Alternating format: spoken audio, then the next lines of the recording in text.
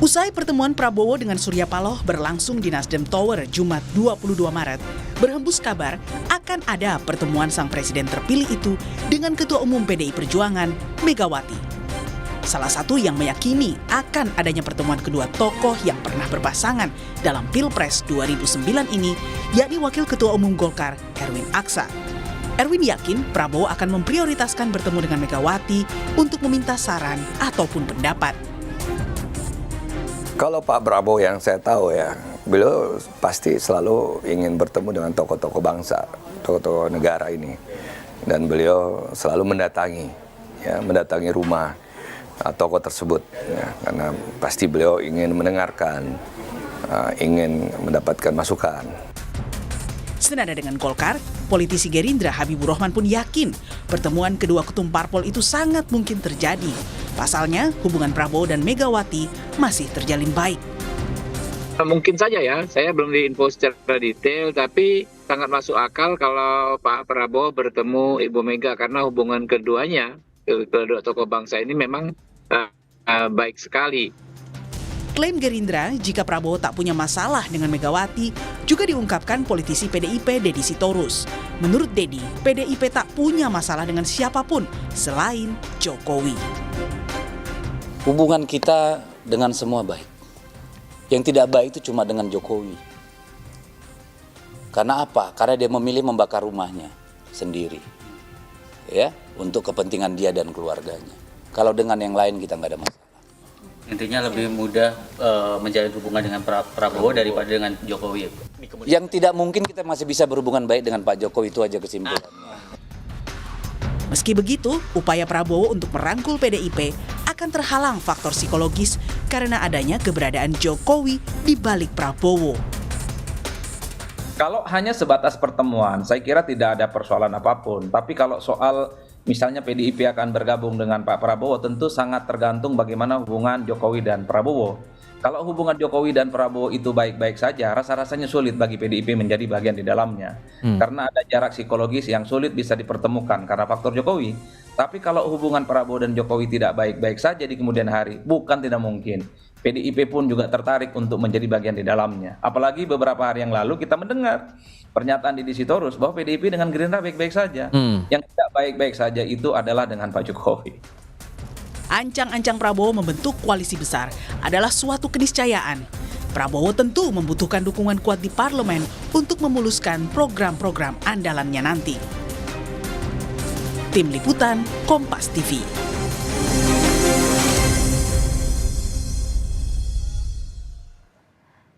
Akankah terwujud pertemuan Prabowo Subianto dengan Ketua Umum PDI Perjuangan Megawati Soekarno Putri meski ada sosok Jokowi di samping Prabowo, dan sejauh mana tebar jala Prabowo ke parpol di luar koalisi, di luar oposisi yang nyangkut mungkin ya ini ke dalam koalisi Indonesia Maju. Kita bahas sore ini bersama politisi PDI Perjuangan Sukur Nababan, ada politisi Gerindra Kamrul Samad yang akan segera bergabung, dan juga pengamat politik Universitas Paramadina Ahmad Khairul Umam. Selamat sore Bapak-bapak semua.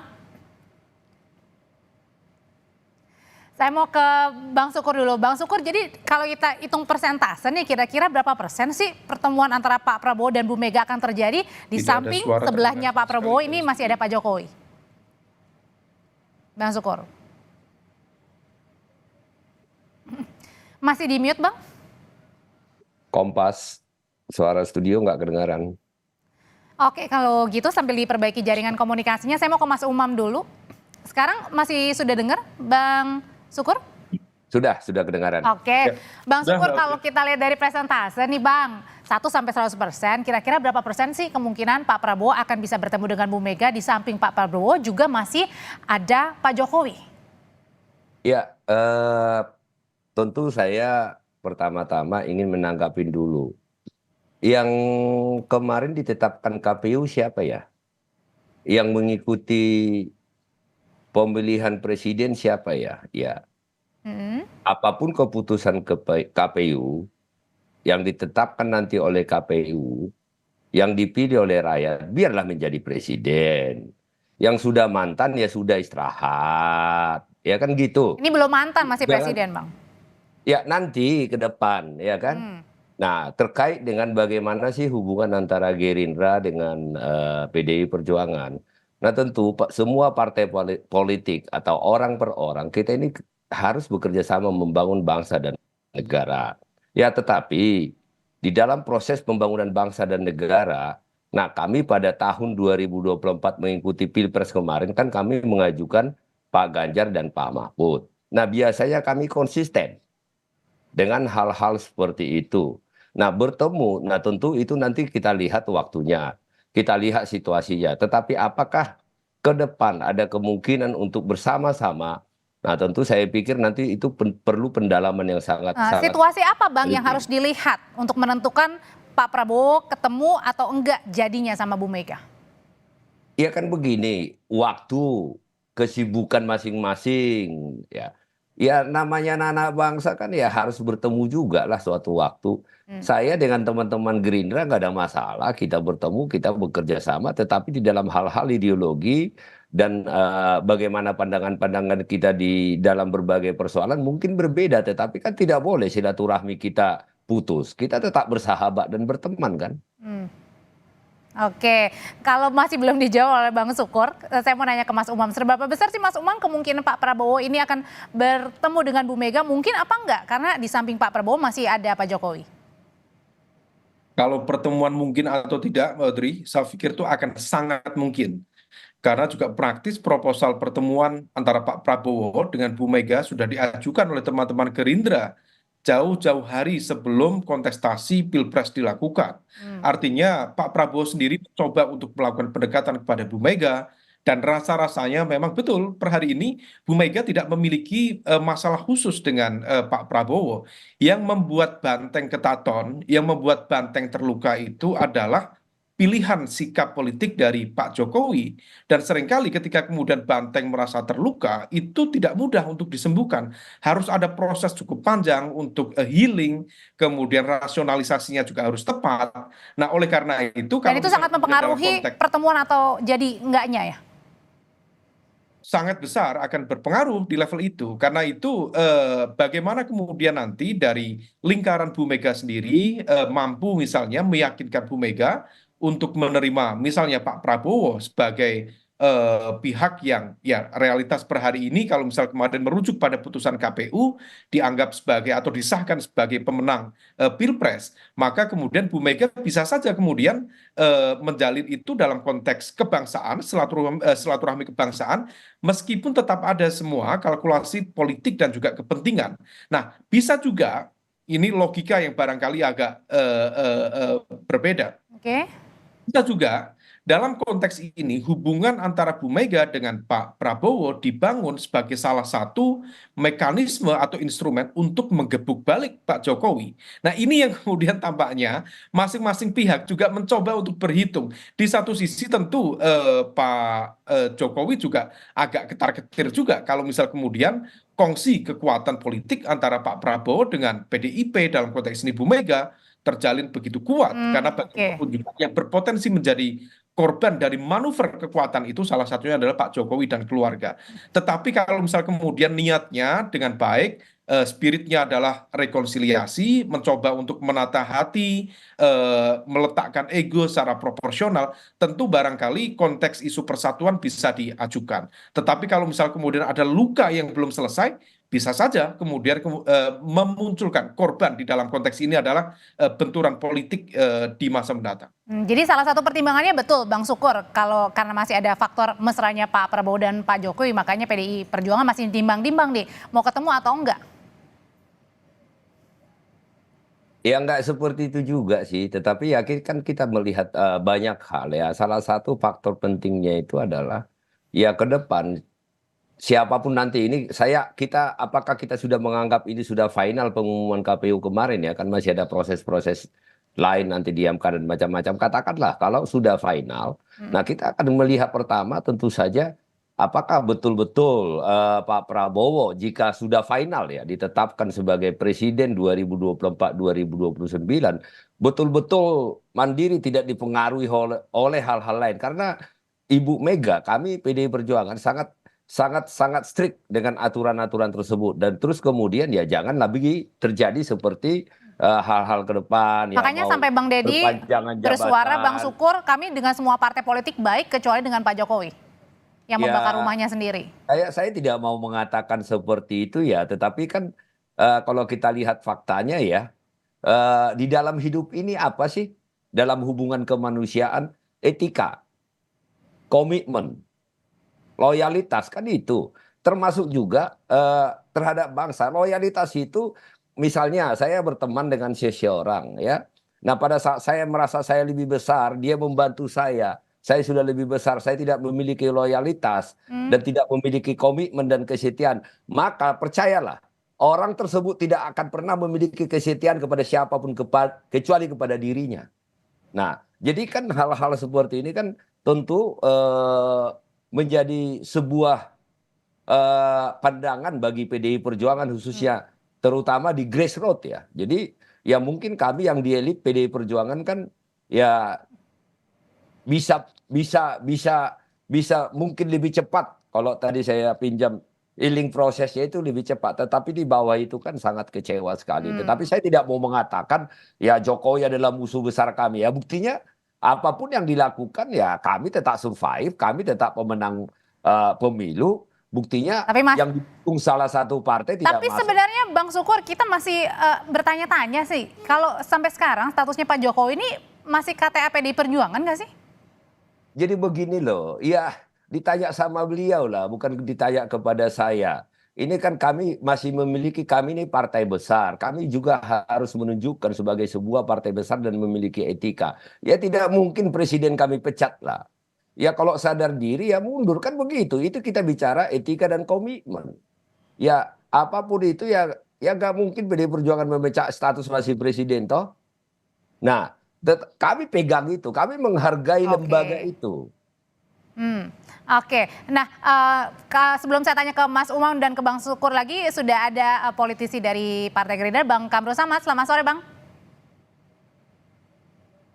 Selamat sore, Mbak. Sorry, baru bergabung. Nggak apa-apa, kami tunggu. Selamat sore, Bang. Mas Hairul, Bang Sukur, Nababa. Ya, kalau ini kan kita tadi lagi ngomong ini hubungan Pak Prabowo dengan Bu Mega. Nah, sebelum saya tanya ke situ, sebenarnya kalau kemarin pertemuan antara Pak Prabowo dengan Pak Surya Paloh itu atas sepengetahuan atau seizinnya Pak Jokowi nggak sih? Ini nanya ke Bang siapa Samad? nih? Ke Bang Nanya Kamru ke siapa Samad nih? dong. Mas Oh Samad. iya. Ya komunikasi politik ini kan cair-cair saja, Mbak. Sebetulnya hubungan Pak Surya, Pak Prabowo itu adalah hubungan lama.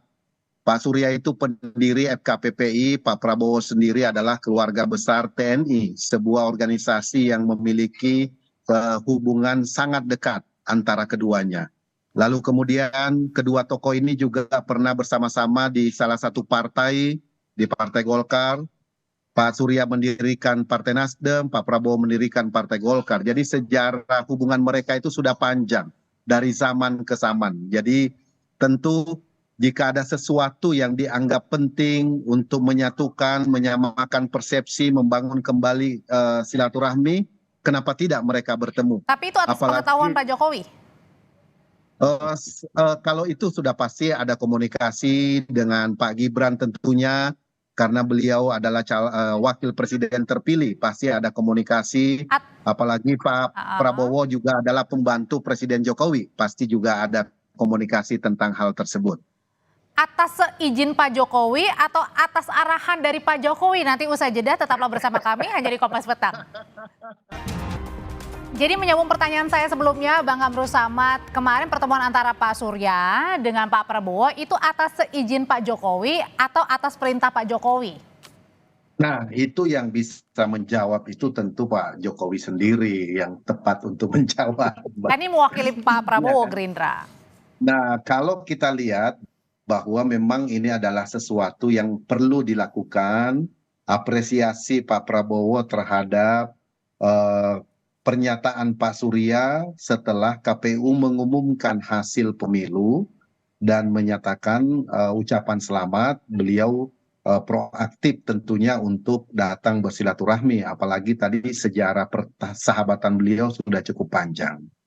Nah, sejauh mana peran Pak Jokowi, tentu beliau memiliki peranan yang sangat penting, yang sangat signifikan dalam membangun kekerabatan dalam relasi politik antar keduanya. Mengingat Partai Nasdem adalah partai yang masih berada di dalam pemerintah saat ini dan tentu terus berkomunikasi juga dengan Presiden Pak Surya dan juga Pak Prabowo sebagai tim atau bagian daripada pemerintahan yang ada. Jadi sesuatu yang dilaksanakan atas dasar kepentingan bangsa dan negara. Begitu, Mbak. Oke, kalau gitu pertanyaan selanjutnya, Mas Umam, seberapa besar sih sampai kapan sih peran Pak Jokowi ini terhadap Pak Prabowo? Apakah jangan-jangan menunggu sebagai Ketua Umum Partai Golkar ini juga menjadi bagian untuk mempertahankan Pak Jokowi agar bisa mengendalikan Pak Prabowo meski sudah tidak menjadi presiden? Wah, pertanyaannya memang ngeri-ngeri sedap. Begini, Mbak, secara teori dan juga berbasis pada realitas pengalaman sebelumnya, presiden yang sudah memulai untuk masuk di fase akhir pemerintahannya itu memiliki karakter yang politically decayed. Dia akan semakin melemah secara politik. Terlebih ketika kemudian dia tidak memiliki backup kekuatan politik yang memadai. Nah, oleh karena itu, kalau misal kemudian apa yang dilakukan oleh Pak Jokowi, kalau misal Pak Jokowi tidak memiliki backup kekuatan politik yang memadai, maka kemudian pengaruh politik, terutama pada fase transisi kekuasaan, begitu juga masuk dalam fase kekuasaan baru yang dia sudah tidak memiliki kekuatan politik apapun. Karena seorang Jokowi bukan lagi seorang presiden, dia adalah ayah biologis dari seorang wakil presiden, kalau misal nanti sudah dilantik. Maka kemudian relatif tidak begitu memiliki pengaruh yang signifikan. Maka strategi yang belakangan muncul, sejumlah informasi spekulatif, di mana ada sejumlah upaya operasi politik yang mencoba meletakkan Pak Jokowi menjadi bagian dari top leader di Partai Golkar, maka itu bisa dipahami sebagai sebuah bagian dari wealth defense strategy. Wealth dalam konteks ini adalah upaya mempertahankan kepentingan politik, pengaruh politik, dan sebagainya. Maka kalau misal kemudian hal itu bisa dilakukan, maka bisa jadi Pak Jokowi akan tetap relevan, akan tetap memiliki kekuatan politik untuk mempengaruhi bagaimana proses dinamika dan juga menentukan arah dari politik pemerintahan yang baru. Sehingga dia tetap memiliki saham politik di pemerintahan yang baru. Tetapi kalau misal tidak bisa, maka bisa saja kemudian Pak Jokowi akan terpental dari ring tertinggi dalam kontestasi kekuasaan ke depan. Nah, oleh karena itu ini yang kemudian harusnya diperhitungkan dengan matang oleh Pak Jokowi, dan saya yakin Pak Jokowi juga keputusan-keputusannya, pilihan-pilihan politiknya untuk stay away dari PDIP misalnya, tentu beliau sudah siap dengan segala konsekuensi. Adapun konsekuensi politik yang kemudian nanti berpotensi menghantam balik beliau, harusnya semua itu sudah diperhitungkan dengan matang.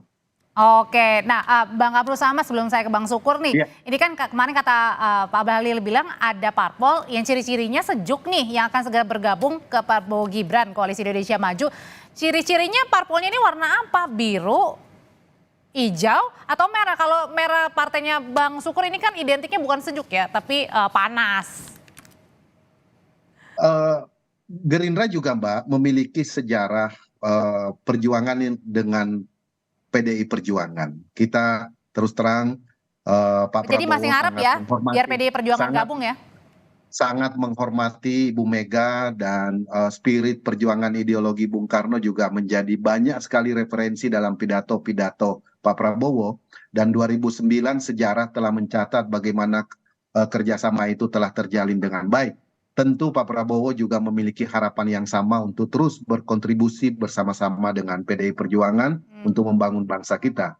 Kalau untuk P3 sendiri, memang mereka dalam rapat harian yang kita lihat videonya telah memberikan ucapan selamat.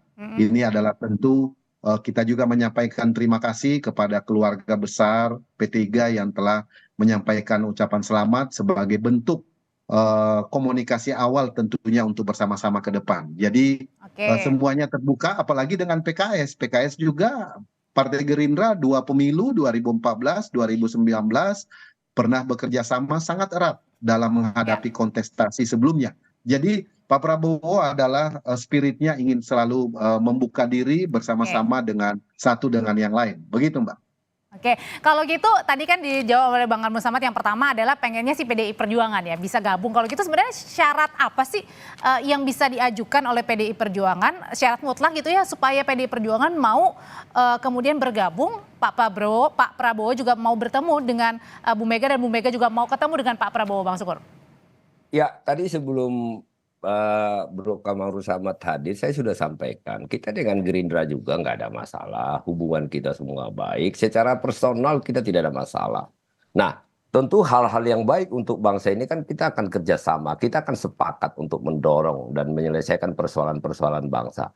Tetapi waktu pemilihan di 2024 kemarin, nah kan kami berbeda, kami mengajukan calon yang lain ya, yaitu Mas Ganjar dengan Pak Mahfud. Nah, tentu apapun nanti hasilnya, karena menurut kita kan ini belum final, mudah-mudahan nanti tidak ada masalah-masalah lain sehingga bisa berjalan dengan baik. Saya sih melihat begini saja, sudah, biar jangan lagi ada luka-luka yang banyak, biar jangan lagi ada hal-hal yang kita pertanyakan terkait dengan aturan dan peraturan. Udah, yang sudah selesai istirahat, pulang kampung. Bisnis sekarang lagi jalan bagus, kata Pak Koril Uman. Nah udah, jadi biarkan siapapun yang ditetapkan dipilih oleh rakyat, biarkan mandiri. Jadi jangan lagi bermanuver-manuver, karena nanti ya itu akan melukai banyak orang. Ya kan seperti tadi, ya Mas Bahlil mengatakan ini ada partai. Maksud jangan ada lagi cawe-cawe gitu ya, Bang? Iya, maksud saya Mas Bahlil yang dipilih, ya ini teman-teman Gerindra aja tidak ada yang berbicara, masa orang lain sih yang berbicara terkait dengan hal-hal seperti itu gitu loh. Jadi maksudnya pesannya Bang Sukur yang ditangkapnya apa, Mas Umam, singkat aja? Saya? Mas Umam, Bang. PDIP. Memang PDIP merupakan kekuatan besar yang sangat diharapkan oleh pemerintahan baru untuk masuk dan membackup pemerintahan. Karena kalau misal PDIP masuk, maka praktis stabilitas politik dan pemerintahan bisa terjaga. PDIP itu termasuk kekuatan yang relatif cukup loyal. Tapi nampaknya tadi luka lamanya dalam banget tuh.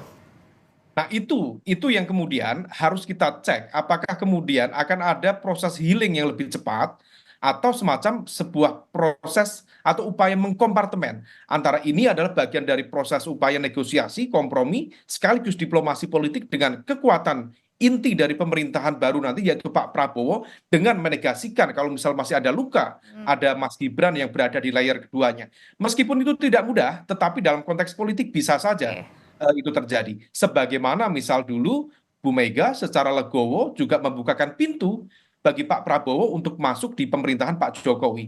Jadi semua dinamika masih memungkinkan, dan ini bergantung pada informational input yang masuk kepada Bu Mega, dan itu akan ditentukan oleh lingkaran inti di sekitar Bu Mega, terutama oleh teman-teman elit di PDIP. Baik, Mas Umam terima kasih, Bang Sukur terima kasih, Bang Kamru Samad terima kasih, saya selalu Bapak-Bapak.